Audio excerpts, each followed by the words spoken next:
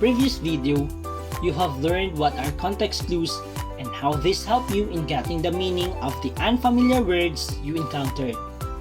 In this video, you will learn the different types of context clues that will serve as your weapon in searching for clues to understand the meaning of the unfamiliar word you met.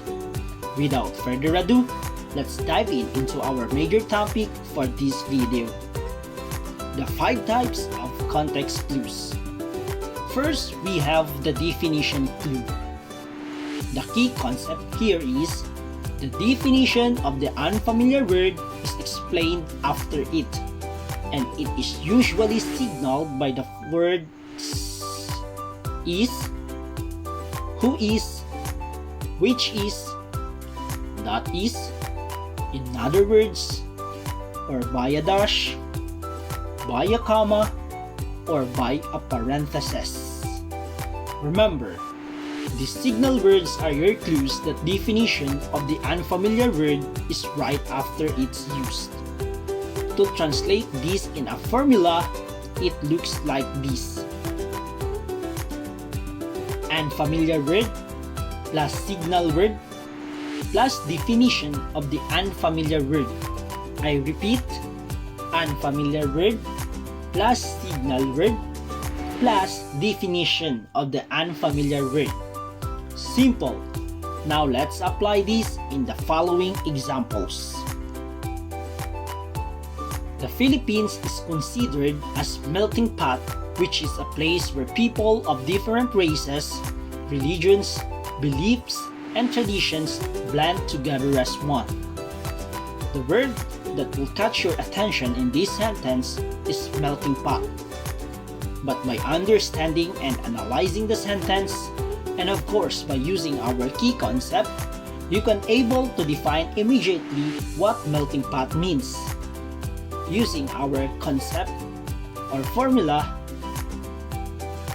unfamiliar word plus signal word or punctuation plus definition of the unfamiliar word, we have melting pot plus which is the signal word, plus a place where people of different races, religions, beliefs, and traditions blend together as one.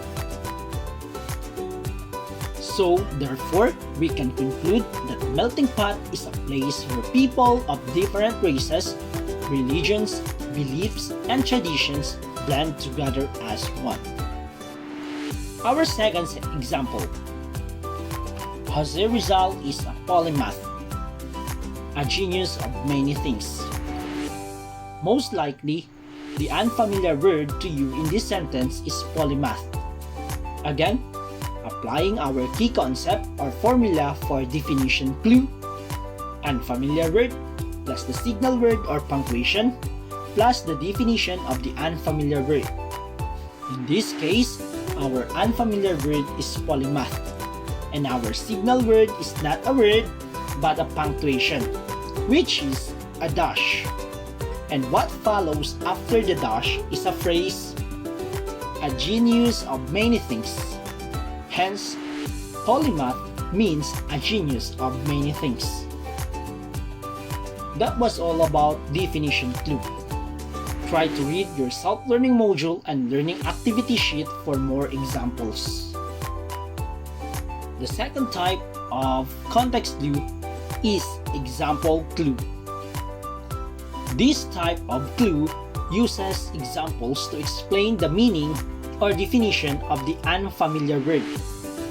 The signal words for these are, for example, for instance, including, such as, and like. There are still many signal words for these, and all what you need is to understand the sentence and let your logic works. Example: one of the trademarks of Filipinos is hospitality, like welcoming the guests with a big smile and treating them warmly.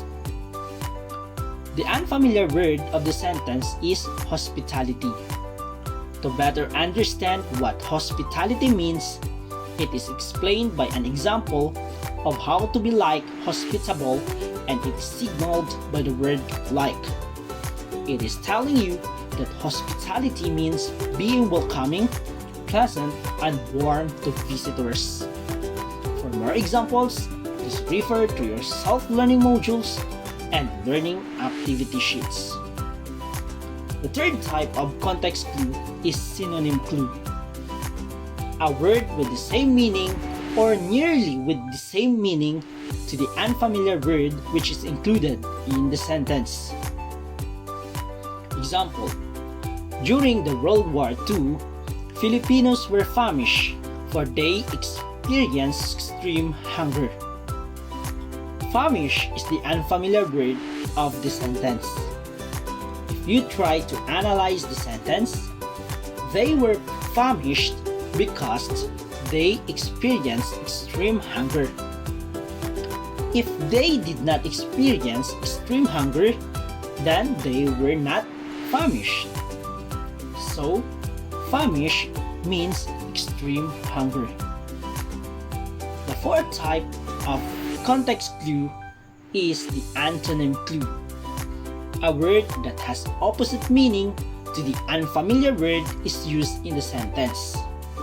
It is usually signaled by the words but, however, although, otherwise, unless, instead of, on the other hand, unlike, and while. Example: despite of the modern influence, they still remain their traditional practices. Or they still retain their traditional practices despite of the modern influence. The thought of the sentence is just the same. The sentence has two ideas: the modern influence and the return their traditional practices. But because of the word despite, which denotes opposite idea, you can conclude that the traditional is opposite of modern. To make it simple, traditional is not modern, so it means old practices. The last type of context clue is the inferring meaning. Sometimes, without specific clues, you can infer or conclude the meaning of the unfamiliar word through other words in the context. For example, they don't easily give up as resilience is one of their traits.